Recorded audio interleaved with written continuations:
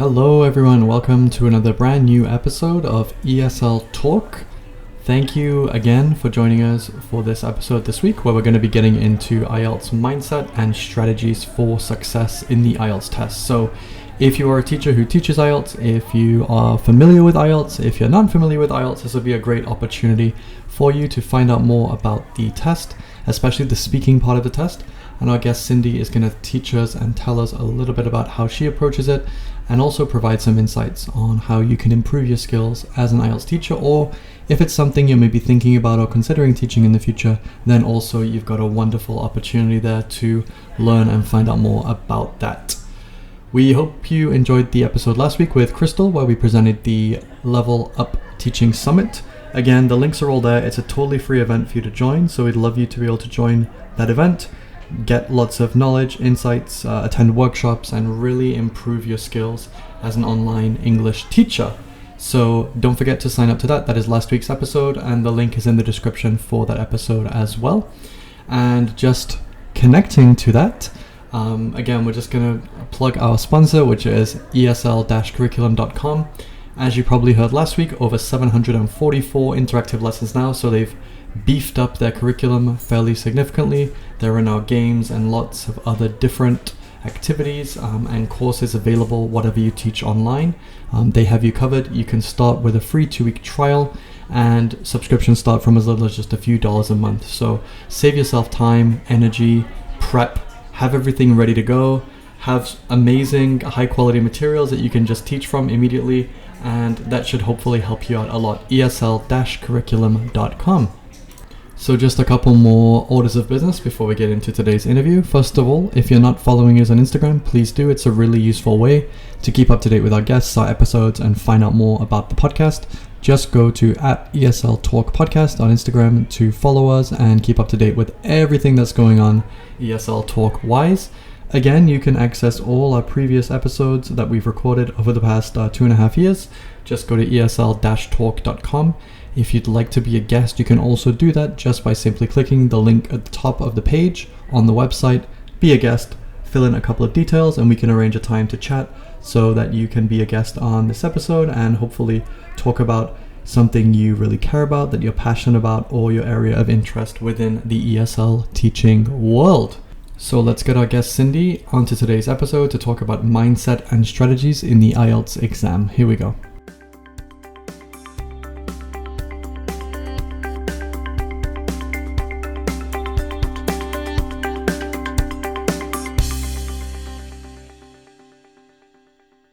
All right, we are joined this week by Cindy. Thank you so much for joining us today, Cindy.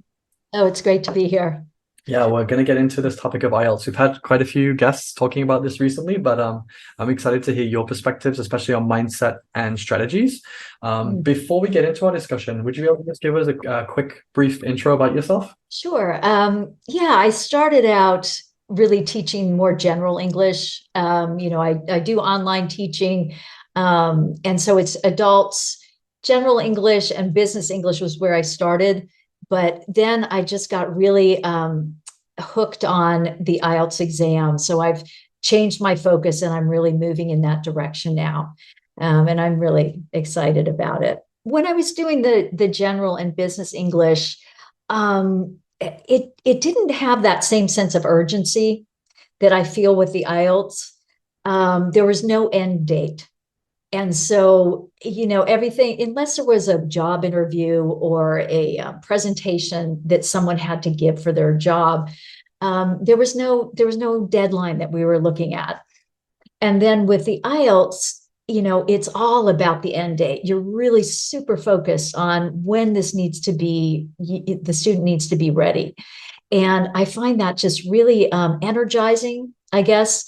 And beyond that, the fact that the IELTS is such a high stakes test and it can change students' lives, that is really exciting. We've talked a lot about myths and misconceptions, and it's always interesting to hear other teachers' perspectives that they have about the test. So what are some myths and misconceptions that you've heard about and you know about? Oh gosh, there's a lot of them out there. There's just so many sort of misinformation on the internet. But here are a couple that I hear and try to dispel for my students. One of them is, what if the examiner doesn't like me personally? That's going to affect my score. And that places all kinds of stress on a student, about what do I wear? What should I look like? And all of these things that they waste energy on that they don't need to worry about. So, just by letting students know that no, actually the examiner is just looking at language skills or just looking at the band descriptors. That can take some pressure off students that, gives them a little bit more headspace to do what's important. And then just quickly, kind of more of a test related one is the idea that idiomatic language means using a lot of idioms. And so you see students just, trying to memorize all of these idioms and then kind of jam them into what they're saying in the speaking exam. And, of course, most of the time they don't make sense when you use them that way. And that's not the point in any case. So, letting students know that no, idiomatic language, it just means speaking more like a native speaker, using the more natural conversational ways of speaking. Exactly. So, yeah, you're right. And it's a really good observation that you make. I see this and witness this all the time. You don't want to speak in a way that isn't natural, isn't authentic, and isn't what reflects how a native speaker would speak. Again, everyone should have their own identity, their own voice, their own way of communicating. But when we're throwing in words, phrases, idioms that would never be used, or that sometimes I've even never heard myself, then that can be a little bit problematic. So yeah, those are some really interesting and useful myths that we've heard as well. So let's think about the preparation phase and more specifically mindset. What role does mindset play, and how can a positive mindset really benefit students? Because I think a lot of students struggle with this initially. Yeah, and this is a question that I really love, because I just see mindset as being such a key to being successful on the test and, just in general. And there's a couple of things that I'll mention that I try to really relay to my students. One of them comes from a movie, a Tom Hanks movie, where he's a coach of a baseball team. Maybe you've seen this one. And one of his players wants to quit. She says, it's too hard. And he says, hard is what makes it great. It's if it were easy, everybody'd be doing it. Yes. And so, the students don't always want to get that message that, well, yeah, it's going to be really hard. You're going to have to do a lot of work. Right. But if they can embrace this idea that because it's hard, it's going to have so many benefits for them. Yes. And and it sets them apart. If the IELTS were easy, everybody would do it. But they can take a lot of pride in the fact that they're doing this thing that a lot of people just won't do. They're just too intimidated by it. Yep. And so I think that's one mindset that can be really helpful when they're not feeling motivated. And if we have time, I'll just give one other example of something that personally more as a motto than a strategy. But the idea that when you have an obstacle or a challenge, you tell yourself there's always a way. Yes. There's always a way. And, 95% of the time there really is. Sometimes there's not. But, what it does is it opens up your mind to be very creative. And you start like doing this one-person brainstorming session where you come up with every possible way that maybe this, you could do it. Yes. And you're going to come up with a gem and you'll find a way. Yeah, I love that approach. And I like, again, what you've touched on here about mindset, and it is possible. There is a way to do it. And it's funny because the amount of times I talk to students and they say, yep, I really want this. I really want to do this. I really need to, get prepared and get ready. And then I might ask them a few questions. So how are you going to do that? What does that look like? What's your plan? And crickets. So it's that whole motto of who wants change? Who wants to change? That's the big disconnect between those two things. And it is difficult to really motivate sometimes as well. But I agree, positive mindset is the foundation to success 100%. So What are some strategies you find effective for improving students' speaking skills? I know you work with students with their speaking specifically. This is a really crucial component of IELTS for speaking. So what are some strategies that you found useful and helpful for students to improve their speaking skills? Um, yeah, this one's really basic, but it's basic because it's so important. And that is just to record themselves speaking. Get some questions from the IELTS and record what you say and then listen to it, right? And that way you can really, get clear on what are the areas that you need the most work on. You can focus on those weak areas and gradually make those skills stronger. And if you have enough time, you give yourself enough time before the test, then you keep doing that.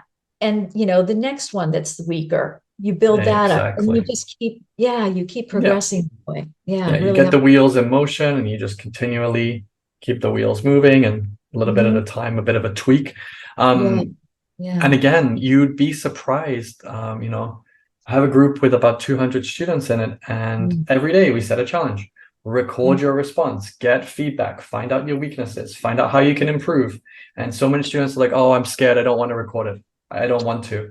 And I'm thinking, well, it's a barrier because you're going to have to speak in the exam in front of a stranger and you're going to have to communicate for around 20 minutes. And if you can't do it in this very simple, basic environment, then it's going to be a real struggle. So it goes back to mindset. And again, yeah. a really huge thing. If you don't hear yourself, nobody likes to hear their voice. I understand that. But if you start to listen, then you can identify, you can connect, you can improve, and you can develop, like you said, and keep things moving. So this ties in really well to the themes of anxiety and stress, which again, a lot of students struggle with for sure. And these exams are high stakes exams like IELTS. So how would you or how can you help students overcome these difficulties of anxiety and stress? How would you manage it, Cindy? Yeah. I think about stress in in a couple of different ways. There's a general stress that they might feel just about the exam, looming in their future. And then there's the more present stress of the test day anxiety. And I think we're going to talk about that in just a second. So for the general anxiety, what I encourage students to do is just pretty much this basic mindfulness type of technique, where you close your eyes, you deepen your breath, you let all the tight muscles in your stomach loosen. And you don't have to do the full-on meditation practice, Mm, but it can help to either pay attention to your breath or pay attention to what sort of sounds there are in the environment. And what you're doing is you're bringing your focus back into reality, right, exactly. right? Exactly. And because your fears are not real, Mhm. and they can't act on you unless you get attached to them and let them yank you around, I right? love that. Yeah, and so if you can let go of them and just really be in this present moment, you're going to be a lot more calm. Absolutely. Yeah. So many students worry about things that are so far away or that they have no control over.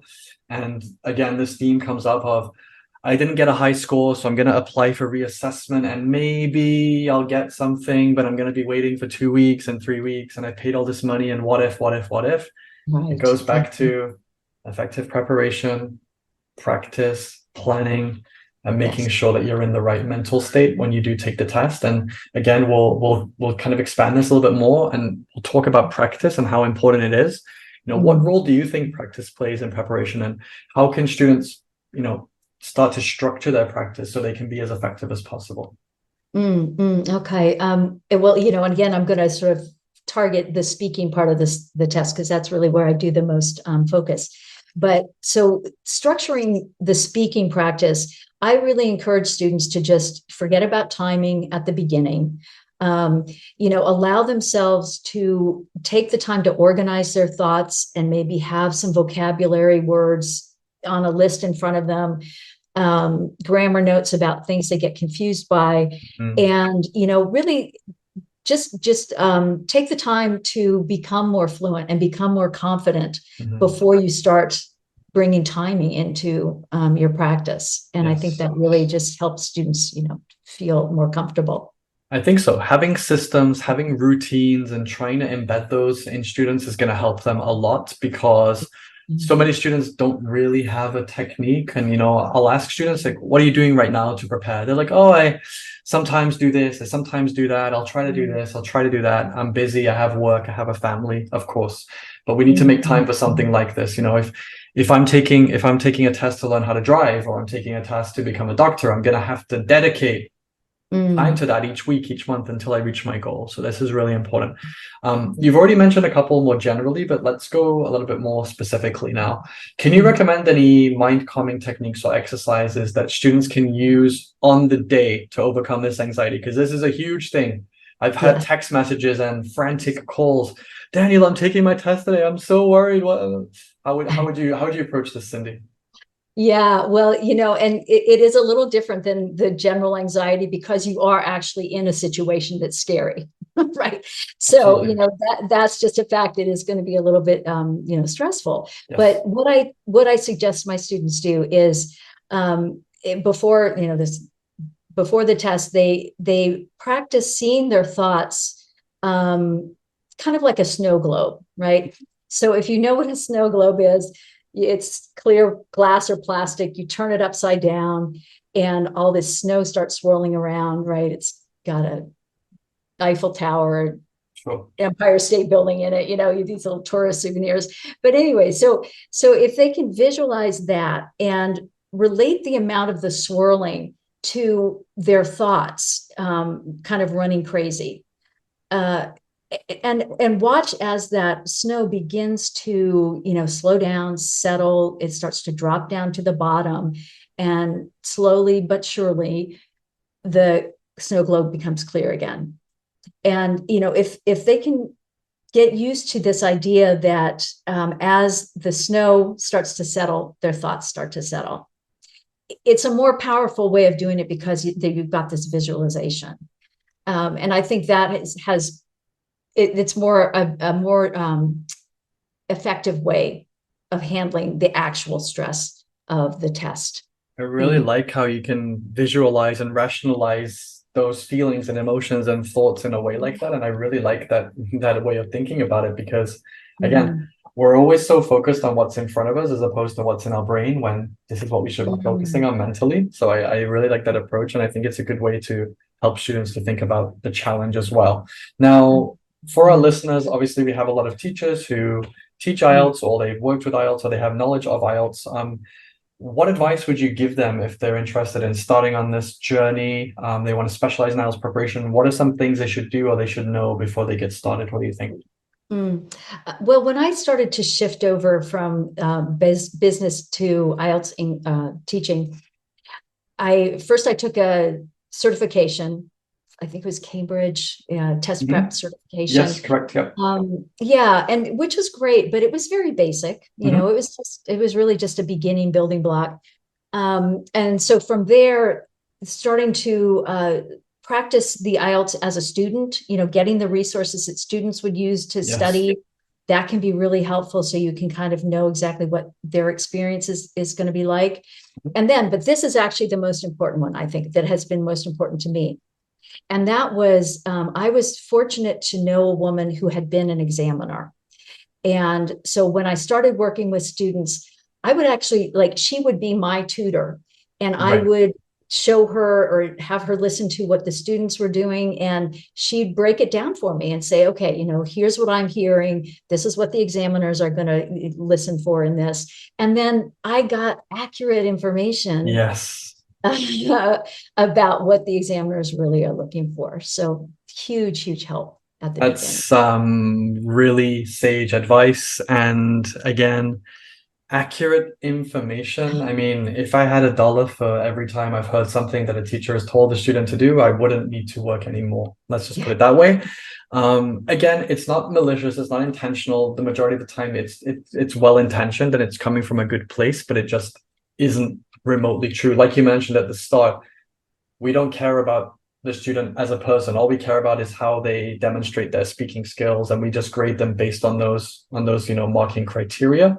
That's it. But then I won't say teachers, I'll hear some people say you need to dress professionally, like you're going to a business event. You need to shake the hand of the examiner, thank them, and try to engage them. And Yeah. I remember as an examiner, students would come in and say, "Oh, hello, Daniel, how are you doing today?" And I can't physically say anything, or after they try to shake my hand or continue. Right. And There's no again, time for small talk. yeah, it was a Yeah. little bit uncomfortable on both sides because again, we have Mm, very strict, procedures that we have to adhere to as examiners as yeah. well. So yeah, thank you for sharing that. So Yeah. lastly, what would you perceive as your vision of IELTS preparation in the future and your role in it and what are your upcoming projects and goals in this field on a professional note? Yeah, I can speak to my vision, and honestly, I'm kind of a latecomer to all of the social media. So I'm just getting started with Facebook page and group. But that's where my focus is going to be, because Mhm. I really feel like if I can get the information and the strategies and the techniques to more people, that's what's the most important thing. Like I said, to know that you're helping a person change their life is just, that's what I love so much about IELTS. And if I can do more of that and reach more students by using the social media, then that's Yeah, what I'm going to that's focus a really powerful note to round up on because for sure, like I've been fortunate to work with a lot of students who I've helped, move countries, study at universities, get on. better jobs, and all those things. And Right. maybe you've just played a very small part in that journey, but you've played a part nonetheless. And that's like Mhm. you can't, if you could bottle that feeling and sell it, you'd be Yeah. very, very rich. So yeah, exactly. Exactly. That's great. How can Yeah. our listeners reach out to you? How could they find out more about what we've discussed today if they want to speak to you? Yeah, like I said, I'm just getting rolling in that area, but do look for me on Facebook. I'm gonna, be putting more and more on there. And that's probably at this point the best place for people who just listening to the podcast for them to find me. Wonderful. I'll definitely link that down below so that our listeners can reach out if they have any questions. Just Cool. want to thank you for your time. Thank you for your insight on this. And Yeah. hopefully you'll be able to reach these goals. I'm sure you will, but it was really great to talk to you. Thanks for your time, Cindy. Yeah. Thank you. It was great. Alrighty, Cindy, thank you so much for joining us and sharing your knowledge and insights on IELTS and specifically IELTS speaking. I found it really useful even as someone who's fairly experienced in the world of IELTS. So thank you so much for your time today. So don't forget to subscribe for brand new episodes every Wednesday. And if you enjoyed what you heard, please feel free to leave a review on Spotify or Apple Podcasts. We really appreciate it and it helps us stay in the rankings. As we mentioned, we are now in the top 40 language learning podcasts in the US and the top 20 in Canada. So let's keep that up, hopefully, and keep building and moving forward. So if you are able to leave a review, just let us know what you think about the podcast. We'd really appreciate that too. Thank you so much for listening, and we'll see you again next week.